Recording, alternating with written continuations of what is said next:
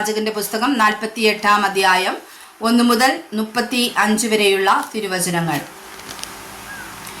എന്നാൽ ഗോത്രങ്ങളുടെ പേരുകൾ ആവിത് വടക്കേ അറ്റം മുതൽ ഹെദ്ലോൺ വഴിക്കരികെയുള്ള ഹമാത്ത് വരെ, വടക്കോട്ട് ദമ്മേശക്കിന്റെ അതിരിങ്കലുള്ള ഹസർ ഏനാനും, ഇങ്ങനെ വടക്ക് ഹമാത്തിന്റെ പാർശ്വത്തിൽ കിഴക്കും പടിഞ്ഞാറുമുള്ള ഭാഗങ്ങളായി ദാന്റെ ഓഹരി ഒന്ന്, ദാന്റെ അതിരിങ്കൽ കിഴക്കേ ഭാഗം മുതൽ പടിഞ്ഞാറേ ഭാഗം വരെ ആശേരിന്റെ ഓഹരി ഒന്ന്, ആശേരിന്റെ അതിരിങ്കൽ കിഴക്കേ ഭാഗം മുതൽ പടിഞ്ഞാറേ ഭാഗം വരെ നഫ്താലിയുടെ ഓഹരി ഒന്ന്, നഫ്താലിയുടെ അതിരിങ്കൽ കിഴക്കേ ഭാഗം മുതൽ പടിഞ്ഞാറേ ഭാഗം വരെ മനശ്ശയുടെ ഓഹരി ഒന്ന്, മനശ്ശയുടെ അതിരിങ്കൽ കിഴക്കേ ഭാഗം മുതൽ പടിഞ്ഞാറേ ഭാഗം വരെ എഫ്രയീമിന്റെ ഓഹരി ഒന്ന്, എഫ്രയീമിന്റെ അതിരിങ്കൽ കിഴക്കേ ഭാഗം മുതൽ പടിഞ്ഞാറേ ഭാഗം വരെ രൂബേന്റെ ഓഹരി ഒന്ന്, രൂബേന്റെ അതിരിങ്കൽ കിഴക്കേ ഭാഗം മുതൽ പടിഞ്ഞാറേ ഭാഗം വരെ യഹൂദായുടെ ഓഹരി ഒന്ന്,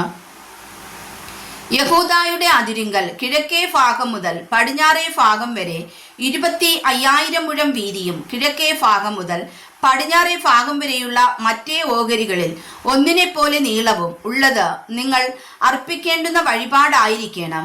വിശുദ്ധ മന്ദിരം അതിൻ്റെ നടുവിൽ ആയിരിക്കണം. നിങ്ങൾ യഹോവയ്ക്ക് അർപ്പിക്കേണ്ടുന്ന വഴിപാട് 25,000 മുഴം നീളവും 10,000 മുഴം വീതിയും ആയിരിക്കണം.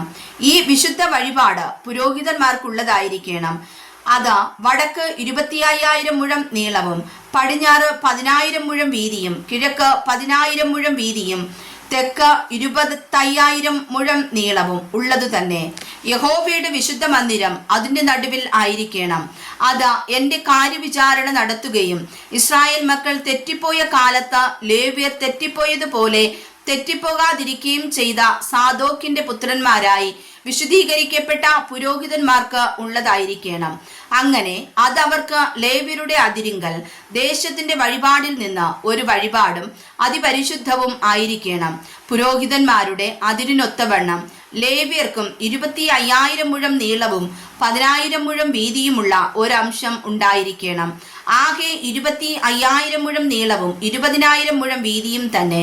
അവർ അതിൽ ഒട്ടും വിൽക്കരുത്, കൈമാറ്റം ചെയ്യരുത്. ദേശത്തിന്റെ ആദ്യഫലമായ ഇത് അന്യർക്ക് കൈവശം കൊടുക്കുകയും അരുത്. അത് യഹോവയ്ക്ക് വിശുദ്ധമല്ലോ. എന്നാൽ 25,000 മുഴം വീതിയിൽ ശേഷിച്ചിരിക്കുന്ന 5,000 മുഴം നഗരത്തിന് വാസസ്ഥലവും വെളിംപ്രദേശവുമായ സാമാന്യ ഭൂമിയും നഗരം അതിന്റെ നടുവിലും ആയിരിക്കണം.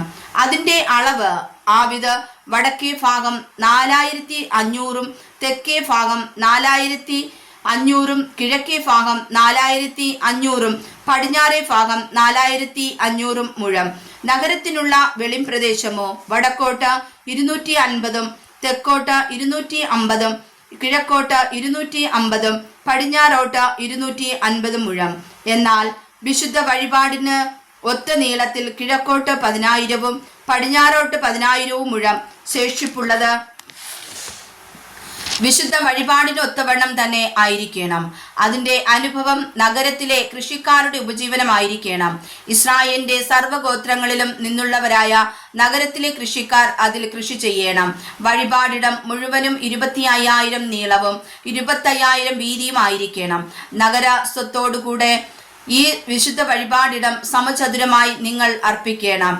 നഗര സ്വത്തോടുകൂടെ ഈ വിശുദ്ധ വഴിപാടിടം സമചതുരമായി നിങ്ങൾ അർപ്പിക്കണം. ശേഷിപ്പോ പ്രഭുവിനുള്ളത് ആയിരിക്കണം. വിശുദ്ധ വഴിപാടിടത്തിനും നഗര സ്വത്തിനും ഇപ്പുറത്തും അപ്പുറത്തും വഴിപാടിടത്തിന്റെ 25,000 മുഴത്തിനെതിരെ കിഴക്കേ അതിരിങ്കലും പടിഞ്ഞാറ് 25,000 മുഴത്തിനെതിരെ പടിഞ്ഞാറേ അതിരിങ്കലും ഗോത്രങ്ങളുടെ ഓഹരികൾക്കൊത്തവണ്ണം തന്നെ. ഇത് പ്രഭുവിനുള്ളതായിരിക്കണം. വിശുദ്ധ വഴിപാടിടവും വിശുദ്ധ മന്ദിരമായ ആലയവും അതിന്റെ നടുവിൽ ആയിരിക്കണം.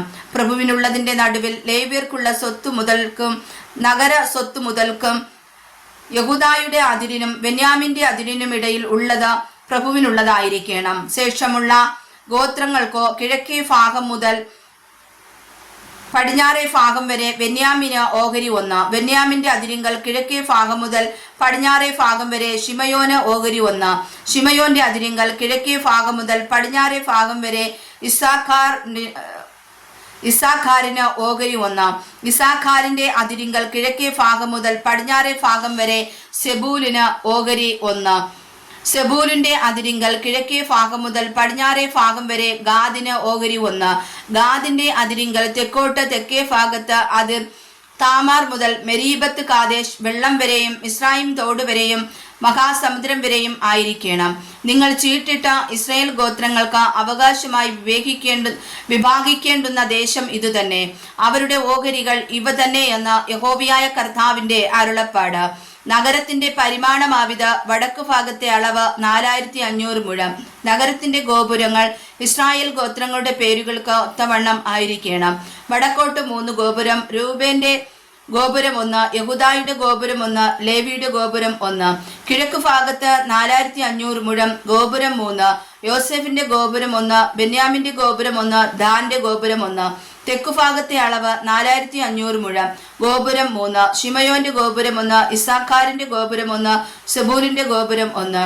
പടിഞ്ഞാറേ ഭാഗത്ത് 4500 മുഴം. ഗോപുരം 3. ഗാദിന്റെ ഗോപുരം 1, ആശേരിന്റെ ഗോപുരം 1, നഫ്താലിയുടെ ഗോപുരം 1. അതിന്റെ ചുറ്റളവ് 18000 മുഴം. അന്നു മുതൽ നഗരത്തിന് യഹോവ ഷമ്മ, യഹോവ അവിടെ എന്ന പേരാകും. വായിച്ചതായ തിരുവചനങ്ങളാൽ കർത്താവ് നമ്മെ സമൃദ്ധമായി അനുഗ്രഹിക്കുമാറാകട്ടെ. ആമേൻ.